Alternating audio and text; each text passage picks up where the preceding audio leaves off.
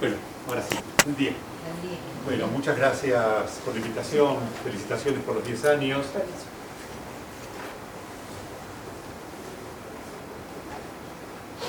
Bueno, gracias por todo eso.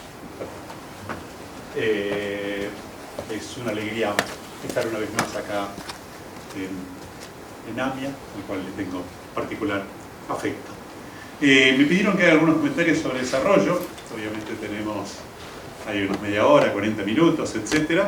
Y ojalá que sirva para hacernos algunas preguntas. En general sobre estos temas hay algunas visiones fundamentalistas, ya sea de aquellos que tienen demasiada creencia en que el mercado lo va a resolver todo, a los otros que creen que las políticas lo van a resolver todo y dan respuestas muy sencillas a temas muy complejos. La mala noticia es que de esa forma no se resuelven estos temas. Y bueno, simplemente voy a hacer algunos comentarios. Hay una presentación que es un poquito más larga, que está disponible con Fernando, después los que lo quieran lo pueden ver, así que vamos a pasar relativamente rápido.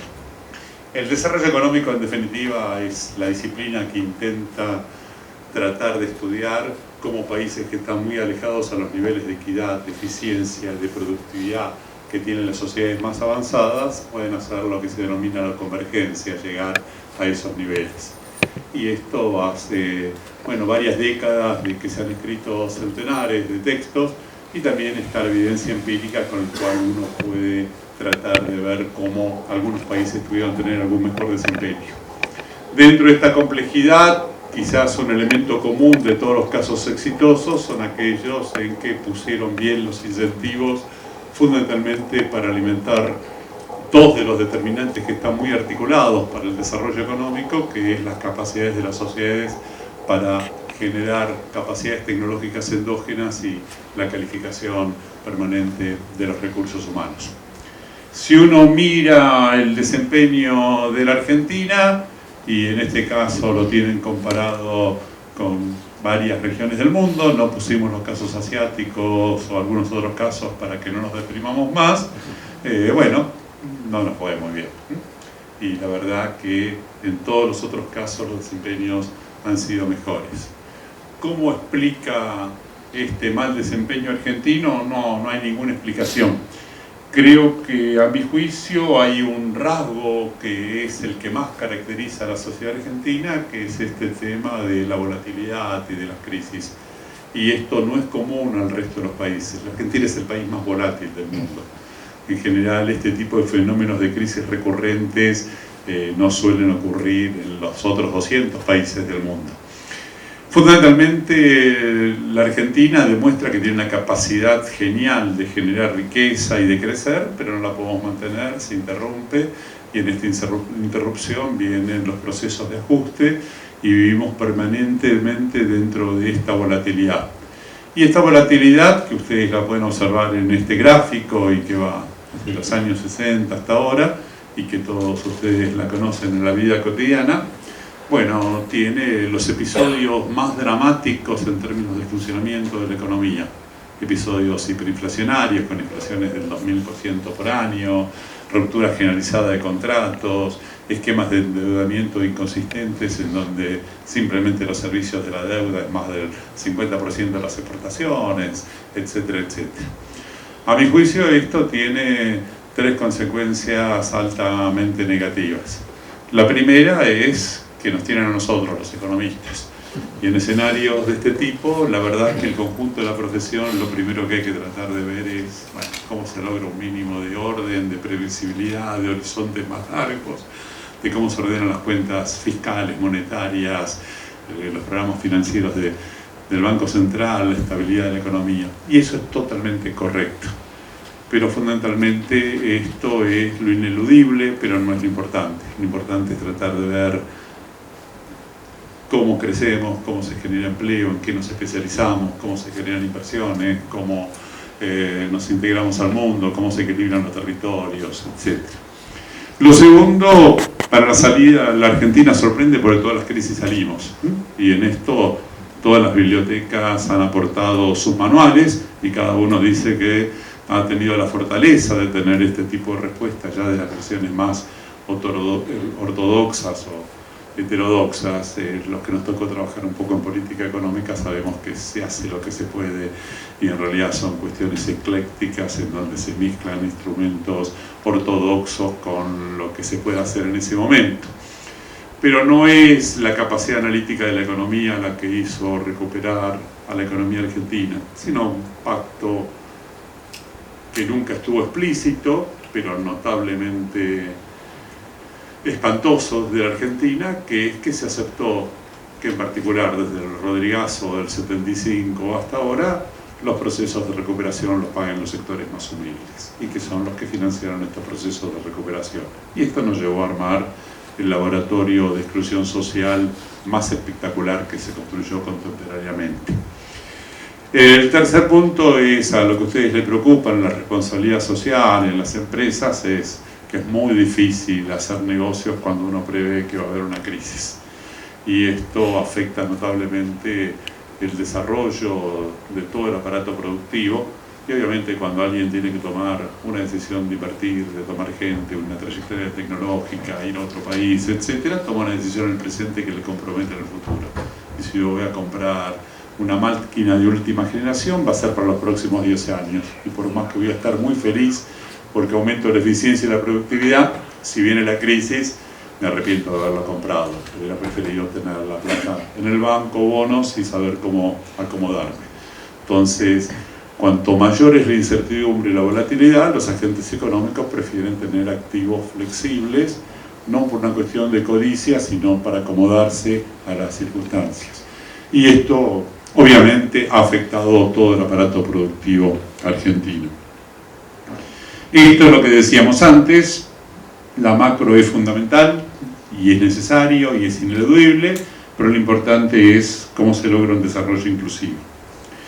Cuando uno ve los grandes agregados macros de la Argentina desde el 2012, por decir los momentos en el cual ahora se está discutiendo, a ver cuál es la herencia del 2015, cuál es la herencia de ahora, las dos son una porquería. En realidad todos tenemos corresponsabilidad con no haber encontrado la capacidad de ordenarnos, de crecer y de generar empleo. En términos agregados, el producto ha caído por años, pero fundamentalmente lo que más cayó es la inversión y las exportaciones. La oferta global cae menos porque se alimenta básicamente con importaciones y el consumo, en definitiva, que ha caído menos que el resto de las variables en lugar de abastecerse con nueva capacidad de riqueza doméstica, se lo hizo vía los ensamblados y la recurrencia nuevamente al proceso de importación. Esto es la evolución de la industria en largo plazo. Ahí, en los primeros años celestes es la segunda fase de la sustitución de importaciones, el momento más dinámico de la industria argentina, cuando llega a representar casi el 35% del PBI en la Argentina.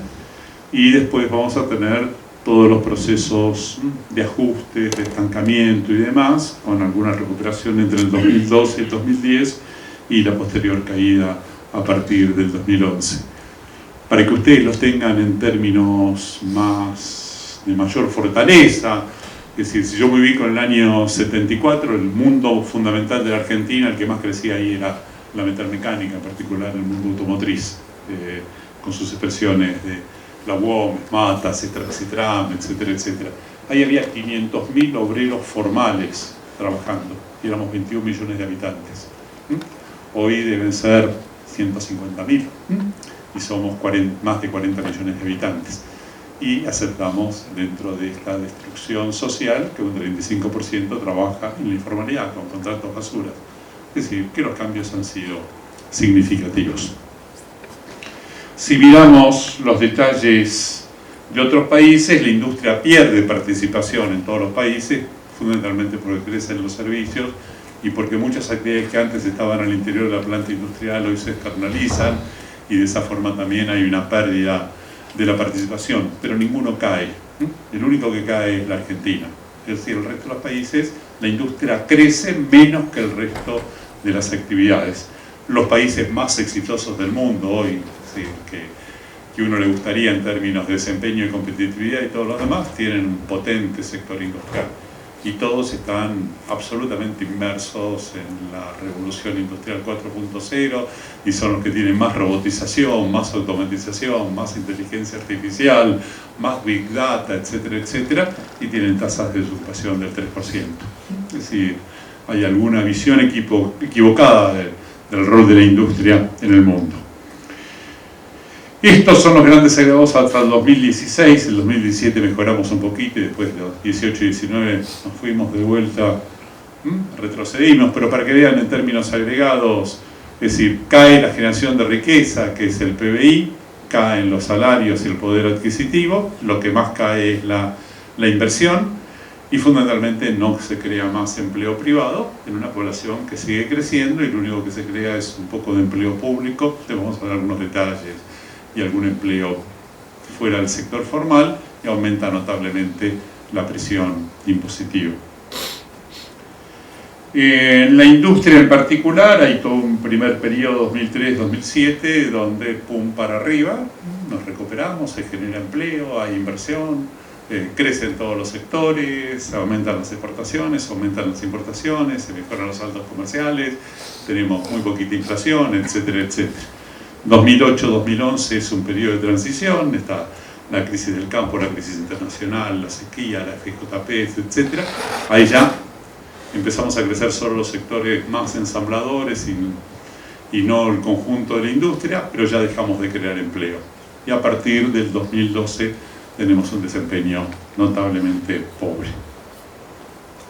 Acá lo ven un poquito año por año, y esto lo que tenemos es un desempeño industrial que obviamente impacta en los temas que ustedes están trabajando. Cuando uno habla de inversión, este problema de la falta de inversión es un problema estructural de largo plazo. Y esto es porque cuando nos va bien y tenemos recursos, creemos que somos ricos, que vamos al camino de los países desarrollados, y ahí es el momento que la gente consume mucho, tanto el sector privado como el sector público. Y después, bueno, vienen los procesos de crisis, se deja de consumir, pero en realidad la Argentina tiene una tasa de inversión desde el año 50 hasta ahora del 16.6% del producto.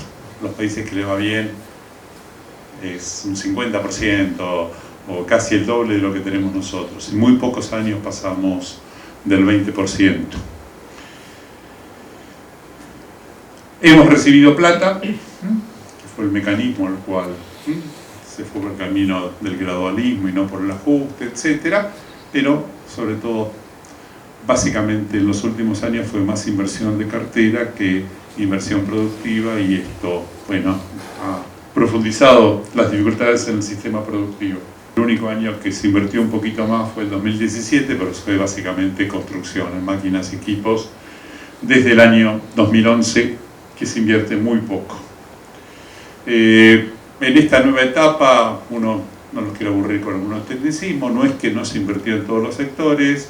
En la Argentina, después vamos a ver, tiene un sector muy moderno y muy competitivo, y cuando uno está pensando en la inversión en esos sectores, no solamente piensa en cuánta plata va a ganar los próximos años, sino cuánto vale esa posición de mercado. Ese sector, frente a la incertidumbre que hubo durante todo este tiempo, fue donde quizás se pusieron más reglas de juego.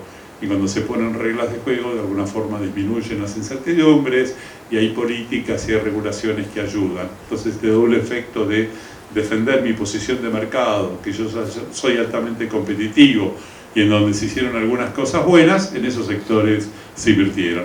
Y esto van a ver básicamente lo que pasa en petróleo, en los combustibles no convencionales, energía, en todos los incentivos en servicios basados al conocimiento, en infraestructura de aeropuertos, líneas de aviación, turismo, en toda la recomposición de los mercados de las carnes y de los granos, con desarrollo de negociaciones internacionales, la regulación automotriz, el impulso a los proyectos mineros, en particular hoy el que está de moda es el litio, por ser el más dinámico, y toda la expansión de la infraestructura donde pasaron cosas importantes en telecomunicaciones, ferrocarriles, puertos, movilidad urbana, rutas. Pero al resto, lamentablemente no. Y hay una parte importante del aparato productivo. ¿Dónde estamos ahora? Esto es la evolución de la riqueza y básicamente para este año vamos a tener una caída cercana al 3%. Ya vimos cómo tenemos una crisis en particular desde el año 2012, en un contexto donde continúa la aceleración inflacionaria, hay una pérdida del salario privado formal y ahora un ajuste notable en términos del salario medido en dólares, y donde la actividad económica está muy golpeada y en particular el sector industrial más que el promedio. Todos los indicadores de ventas, de shopping y demás muestran caídas, y en los últimos meses los únicos sectores que tuvieron alguna recuperación es las actividades primarias de la agricultura y los complejos mineros y algo en comunicaciones. Las perspectivas, en las cuales más o menos la mayor parte de los economistas profesionales coincidimos, es que la recuperación va a ser lenta. No hay condiciones como para que esto se revierta rápidamente.